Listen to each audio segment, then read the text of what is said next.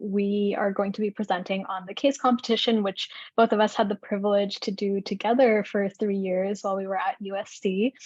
So for those who might not be familiar with the case competition, it's kind of a 2-week long period where you get a prompt or a case that surrounds a global or international health challenge. And with that context, you're kind of allowed to, and given the creative freedom to come up with a really novel solution that can span different kind of holistic areas or topics, even different regions, really get to dive into this with people who span different creative outlets on your team as well. And so that's a super holistic overview, but this kind of happens in February time, a 2-week period, and then you get to compete virtually. And then the final team who makes it to the top at the USC competition gets to go to the international case competition, which is even more of a delight. So yeah, we had the privilege of doing that for 3 years, and I'll hand it off to Mihir so you can talk a bit more about what we've done so far. Yeah, awesome. So as Monash said, we'll quickly introduce ourselves here. So hi, I'm Mihir. I studied human bio and econ at USC. I graduated this past May. I'm currently working as an economic consultant, and I'm hoping to apply to med school this upcoming June. And I'll introduce myself really quickly too. My name is Manashri. I also graduated this past May in 2022. And I was a public policy major at USC, and now I am working as a paralegal in DC. Awesome, cool. So you guys can read these like long titles. I'm just going to briefly describe what we worked on. But for the past 3 years, we were able to do these case competitions, as Manashri said. The first year was basically a competition about treating obstetric fistula in a cost-efficient but also really comprehensive, holistic way. And so that was really, really interesting. It helped us learn a lot about what this case competition is, how to approach global health fully, comprehensively, and it was our sort of stepping stone. 2021, we got second place at the competition, and that was really great. So we were focused on typhoon preparedness and risk management with a basically like a prevention, but also disaster management and mitigation program in Catanduanes in the Philippines. So that was also, and sorry, I just saw the question. So these were the titles of our presentations, but the prompts were basically what the titles are addressing. So for example, the second one was a prompt about preparing for typhoons in Catanduanes in the Philippines. Good question. Yeah, thank you for asking. And then in 2022, this year, we won at USC, and then we were able to do the international competition as well. And this year's was focused on vaccine hesitancy, distribution, and equity, specifically in Nigeria. So that was really, really interesting. And it was pretty cool to explore that in obviously like a time when vaccine hesitancy is a very real thing. So that was also super fun. Next slide, please. So Mihir kind of touched on high level what the different topics were that we had the chance to explore, but we kind of wanted to talk about what the case competition meant to us in a nutshell. It really encouraged us to think globally, and I think also about very pressing problems. The picture that you can see on the right-hand side is our title slide from the 2022 presentation at USC. Our project was called Ready, Set, Go. And like Mihir was talking about, we addressed vaccine hesitancy and distribution and equity in Nigeria. And so when we were kind of given the case prompt, we really were able to dive into something that was happening on the ground. And we'll talk about this a bit later in our presentation, but it really allowed us to immerse ourselves in the problem in Nigeria by tackling something that was very real for a lot of people at that time. But even more than that, I think it gave us a lot of creative freedom to explore how we conducted this outreach and also how we presented something that we were able to put together after really trying to understand the problem. And so something as simple as you can see, like from the Ready, Set, Go logo that we ended up designing ourselves to, you know, the way that other facets of our presentation were kind of set up, from 3D models to interviews to interactive videos, really gave us an outlet to kind of pull from the experiences of those who we were talking to in Nigeria, which included, musicians and artists and health professors, people from kind of all different walks of life. And so integrating that into our presentation style, and also substantively the way that we addressed the issue, was truly a privilege and something that we got to learn from.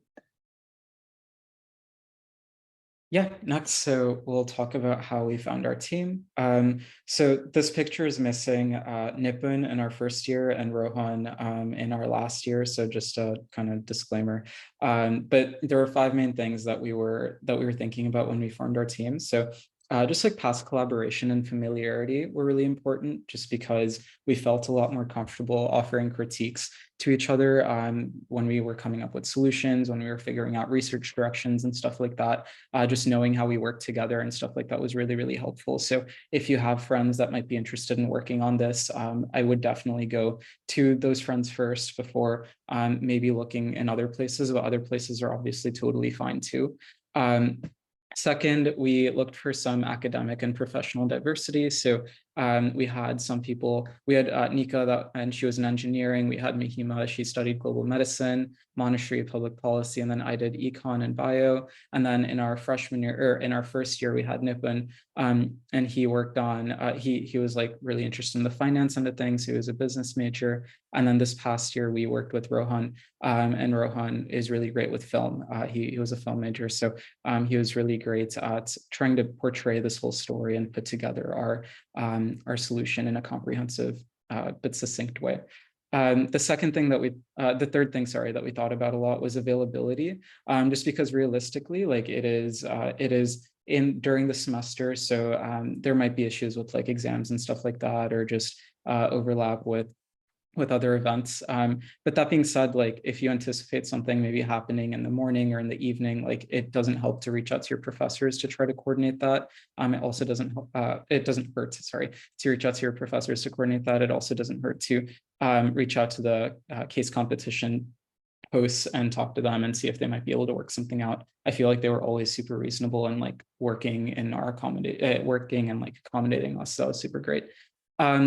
For helpful past experiences. So by this, like I'm primarily mean just past similar experiences. So like if anyone's done a case competition already, obviously that's great. But also if anyone's done any sort of work in like just putting together solutions for a vast array of tasks, like that's totally fine too. Manashri, Mahima, Nika, and I all met through Rishi, where we were basically coming up with solutions for problems that are affecting rural India. And so that was something that really helped a lot within this. And then lastly, communication. Communication was super, super important, finding people that you can easily communicate with, but that you can also frequently communicate with is really, really helpful. Because during those 2 weeks of the competition, we talked a lot. We made sure that we were texting, messaging, and then meeting a lot as well. So just those communication skills were definitely key as well. And then I'll go over this super briefly, but basically kind of what I was talking about before. At the beginning, when you get all of this context about what the problem is that you're seeking to solve or address, reaching out to different community and relevant stakeholders, like emailing people, cold messaging them on LinkedIn, really trying to talk to people who are on the ground experiencing the issue in order to understand what the problem is and not just relying on secondary research.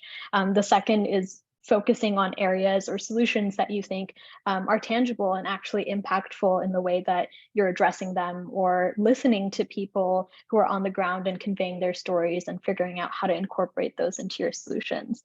And the last is making sure you're developing something that's holistic and pragmatic. And as you explore the case competition more, you'll understand that there are measures of success and ways that you can actually figure out how effective your solution is going to be as you start to map it out. So a few tips and tricks for the case competition. Okay, so also going to speed through this. We're running a bit low on time, I think, but competition day is a fun, super, super meaningful opportunity, I think, to develop your presentation skills. And you also get to interact with a ton of experts in the field, which is great too. Some really quick suggestions. So try to rehearse. And if you feel uncomfortable, or if you're struggling, consider a script. Make sure you practice questions, make sure you ask each other questions. That's always really helpful. And then presentation aesthetics do matter, just so you're conveying your message really clearly. And then the second thing is just that your narrative approach, a passionate delivery, and deep understanding of the issue, it matters a lot. It shows the judges that you care, and it shows how much you researched the topic. So yeah. And very last thing, there's a lot of things that you can do after you finish the case competition. The takeaways from it are so rich and so profound. The four of us that we showed a picture of before, we ended up turning all of our case competitions into research papers and submitting them to the Undergraduate Writers Conference, which we had an absolute blast doing. We applied to the Gates Global Grand Challenge with one of our solutions. All of us have kind of taken elements of the case competition into our careers. We joke that when we retire, we're going to continue to write papers and do things similar to what the case competition offered us, because it's truly a once in a lifetime experience. And I know something Mihir and I hold very close to our heart. So we really appreciate the opportunity to share it with you guys today, and are happy to answer any questions at the very end. Thank you.